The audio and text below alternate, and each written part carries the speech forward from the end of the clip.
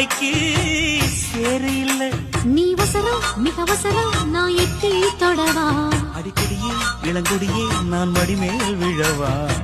சோழ காட்டுக்குள்ள சுகம் கண்டதால காலங்கண்ணு குட்டி தூக்குதுவால. மாமனுக்கு தாங்கவில்லை, இனி மாறாப்புக்கு வேலை இல்லை.